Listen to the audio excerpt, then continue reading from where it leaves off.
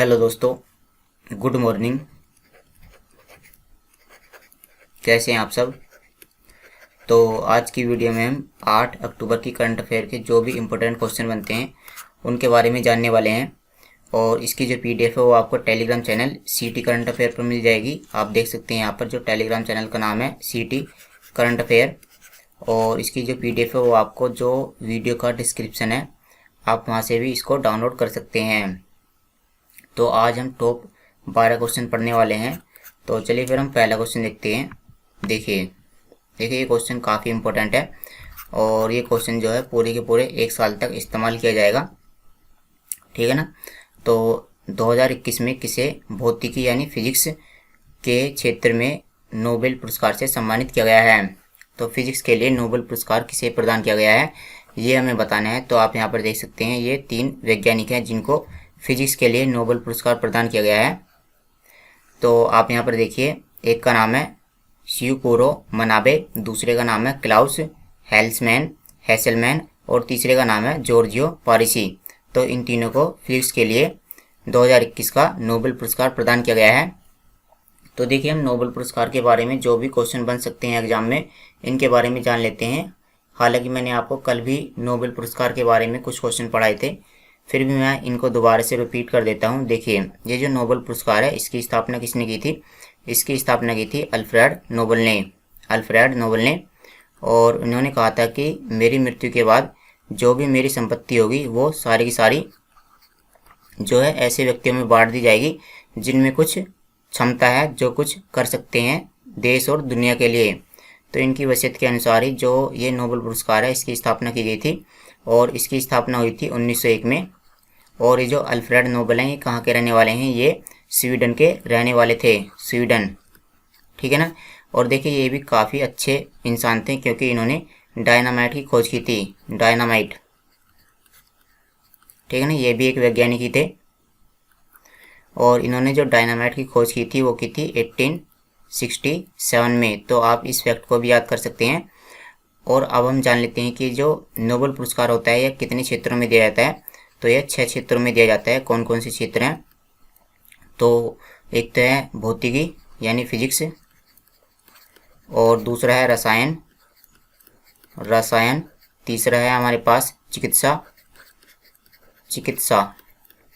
और चौथा है हमारे पास शांति के लिए नोबेल पुरस्कार, और पांचवा है साहित्य। तो शुरू में जो नोबेल पुरस्कार दिए जाते थे तो ये इन 5 क्षेत्रों में दिए जाते थे, लेकिन इसके बाद में जो है अर्थशास्त्र के लिए भी नोबेल पुरस्कार दिए जाने लगा, अर्थशास्त्र के लिए यानी इकोनॉमी के लिए। और इसकी शुरुआत की गई थी 1968 में, ठीक है। तो आप इस फैक्ट को याद कर सकते हो। और इसमें जो है एक तो दिया जाता है गोल्ड मेडल, और इसमें कितने रुपए प्रदान किए जाते हैं, इसमें 10 मिलियन स्वीडिश क्रोनर प्रदान किए जाते हैं, 10 मिलियन। और कल ही मैंने आपको पढ़ाया था कि जो चिकित्सा होती है यानी मेडिसिन, तो मेडिसिन के क्षेत्र में किसको नोबेल पुरस्कार दिया गया है, तो उनके नाम भी आप याद कर लीजिए। इनके नाम है डेविड, एक तो है डेविड, मैं आधा ही नाम लिख देता हूँ, एक तो है डेविड और दूसरे हैं अर्देम, डेविड और अर्देम। तो इनको मेडिसिन के लिए नोबेल पुरस्कार दिया जा चुका है, ठीक है ना। इनकी जो है घोषणा की जा चुकी है। चलिए फिर हम अगला क्वेश्चन देखते हैं। देखिए दालचीनी की संगठित खेती शुरू करने वाला देश का पहला राज्य कौन बना है। देखिए आप देख सकते हैं इस तरह से दालचीनी की छाल आती है, छाल जो पेड़ से इस तरह से छुटाई जाती है, और ये जो दालचीनी होती है इसका जो इस्तेमाल है वो औषधीय गुणों में किया जाता है। तो ये जो दालचीनी की जो खेती करने वाला पहला राज्य कौन सा बन गया है, तो इसका नाम है हिमाचल प्रदेश, ठीक है ना। ये जो दालचीनी होती है इसको भारत निर्यात करता है दूसरे देशों से। तो भारत दूसरे देशों से निर्यात ना करे इसी के लिए ही जो है हिमाचल प्रदेश में दालचीनी की संगठित खेती शुरू की गई है, ठीक है। तो इसमें इतना ही काफ़ी है। बाकी इसमें जैसे यहाँ पर लिखा हुआ है कि हिमाचल प्रदेश में एक संस्था है जिसका नाम क्या है, institute of Himalayan bio resource technology. तो इसके द्वारा जो है दालचीनी की जो खेती है वो उगाई गई है, ठीक। तो इसका हमें नाम याद नहीं करना है, हमें केवल इसमें जो राज्य का नाम है वही याद करना है। चलिए फिर हम अगला क्वेश्चन देखते हैं। हम इसमें हिमाचल प्रदेश के बारे में जान लेते हैं। आप यहाँ पर देखिए, ये है हिमाचल प्रदेश, ठीक है ना।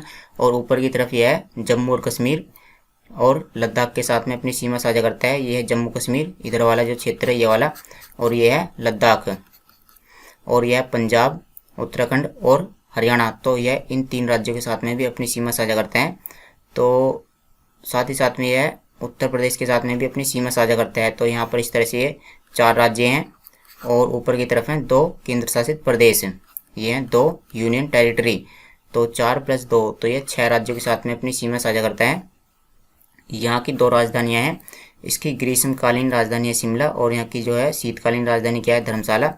यहाँ के मुख्यमंत्री हैं जयराम ठाकुर, और यहाँ के राज्यपाल हैं राजेंद्र विश्वनाथ आर्लेकर। आप इनका नाम याद कर लीजिए, क्योंकि इनकी नियुक्ति हाल ही में की गई थी। यहाँ पर 5 राष्ट्रीय उद्यान हैं। कौन कौन से? ग्रेट हिमालयन, पिन वैली, इंद्रकिला, खीरगंगा, शेरजंग, सिमबलबरा, ठीक है। चलिए अगला क्वेश्चन देखते हैं। एक शतरंज टूर्नामेंट हुआ है जिसका नाम क्या है, Meltwater Champions Chess Tour 2021। तो हमें बताना है कि जो चेस टूर हुआ है इसका खिताब किसने जीता है। तो आप यहाँ पर देख सकते हैं, इनका नाम है मैग्नस कार्लसन। इन्होंने जो है मेल्ट वाटर चैंपियंस शतरंज टूर 2021 जीता है। और मैंने आपको कुछ ही दिन पहले पढ़ाया था कि मास्टर कार्ड के वैश्विक ब्रांड एम्बेसडर कौन बने हैं। तो इनका नाम क्या है, मैग्नस कार्लसन, ठीक है। तो ये चेस के विश्व प्रसिद्ध खिलाड़ी हैं। तो आप इनका नाम याद कर लीजिए, काफ़ी इंपॉर्टेंट नाम है ये। चलिए इसमें हम इसके बारे में जान लेते हैं कि चेस का आयोजन कौन कराता है। चेस का आयोजन कराता है विश्व शतरंज संघ, और इसी को ही हम शॉर्ट में बोलते हैं फाइड। तो इसके बारे में जान लेते हैं। इसकी स्थापना 1924 में हुई थी, और इसका मुख्यालय लुसाने स्विट्जरलैंड में स्थित है। और इसके सीईओ कौन है, जेफरी डी बोर्ग। आप इन क्वेश्चनों को भी पढ़ सकते हो। हाल ही में जो 70वें शतरंज ग्रैंड मास्टर बने हैं उनका नाम क्या है, आर राजा ऋत्विक, जो तेलंगाना के रहने वाले हैं। तो आप इस क्वेश्चन को याद कीजिए। क्रिप्टो एक्सचेंज कॉइन DCX, देखिए जो क्रिप्टो करेंसी होती है, और क्रिप्टो करेंसी अगर हम बात करें तो लगभग 1500 से ज़्यादा मौजूद हैं क्रिप्टो करेंसी। तो 1500 से ज़्यादा क्रिप्टो करेंसी मौजूद हैं, जिनमें से एक है कॉइन DCX। तो क्वेश्चन ये है कि कॉइन DCX के ब्रांड एम्बेसडर कौन बने हैं। तो इसके ब्रांड एम्बेसडर बने हैं अमिताभ बच्चन। तो इसका जो प्रसार है, जो इसका प्रचार किया जाएगा, जो इसका एडवर्टाइजमेंट किया जाएगा, तो वो कौन करेंगे, अमिताभ बच्चन, ठीक है ना। और ये जो क्रिप्टो करेंसी होती है ये क्या होती है, ये एक डिजिटल मुद्रा होती है, और इसका इस्तेमाल हम लेन देन के लिए कर सकते हैं। चलिए ये 1 लाइनर क्वेश्चन है, हमें इसमें इतना ही याद करना है। देखिए एक एक्सरसाइज हुई है जिसका नाम क्या है, जिमैक्स। तो क्वेश्चन ये है कि ये जो जिमैक्स एक्सरसाइज है यह भारत और किस देश के बीच में हुई है। तो ये क्वेश्चन काफ़ी आसान है, क्योंकि देखिए आप इसको इस तरह से याद कर सकते हो, जे से जापान और आई से इंडिया। तो जापान इंडिया मैरीटाइन एक्सरसाइज, तो जापान और इंडिया के बीच में मैरीटाइन एक्सरसाइज हुई है। तो इसका राइट आंसर क्या है, जापान। और मैरीटाइन का मतलब क्या है, ये एक समुद्री अभ्यास है। और इसमें क्या क्या क्वेश्चन बन सकते हैं इसके बारे में भी जान लेते हैं। इसका इस साल 5वां संस्करण हुआ है, और यह कहाँ पर आयोजित हुआ है, यह अरब सागर में आयोजित हुआ है। कहाँ पर, अरब सागर में, ठीक है ना। आपको पता ही होगा कि इस तरह से यहाँ पर, तो इधर की तरफ क्या है, इधर की तरफ है अरब सागर, और इधर की तरफ क्या है, बे ऑफ बंगाल यानी बंगाल की खाड़ी। तो इसका जो आयोजन है यह अरब सागर में किया गया है। अगला क्वेश्चन देखते हैं, जापान के बारे में जान लेते हैं। इससे पहले देखिए जापान जो है 4 द्वीपों का देश है। जैसे मैंने आपके लिए ये स्लाइड लगाई है, यहाँ पर जापान में है 4 द्वीप। एक तो द्वीप है होकाइडो, दूसरा द्वीप है होन्शु, तीसरा द्वीप है इसका शिकोकू, और इसका चौथा द्वीप है क्यूशू। तो ये क्वेश्चन काफ़ी इंपॉर्टेंट है कि जापान कितने द्वीपों का देश है। तो इसमें 4 द्वीप हैं, आप इनको यहाँ पर देख सकते हो। पहला द्वीप है होकाइडो, दूसरा द्वीप है यहाँ पर होन्शु, तीसरा द्वीप है यहाँ पर शिकोकू, और चौथा द्वीप है यहाँ पर क्यूशू, ठीक है। अब क्वेश्चन एग्जाम में ये बनता है कि जो जापान की राजधानी टोक्यो है यह कौन से द्वीप पर स्थित है। तो यह होन्शु द्वीप पर स्थित है। और चलिए फिर हम जापान के बारे में अन्य बातें भी जान लेते हैं। यहाँ पर देखिए इसकी राजधानी क्या है, टोक्यो।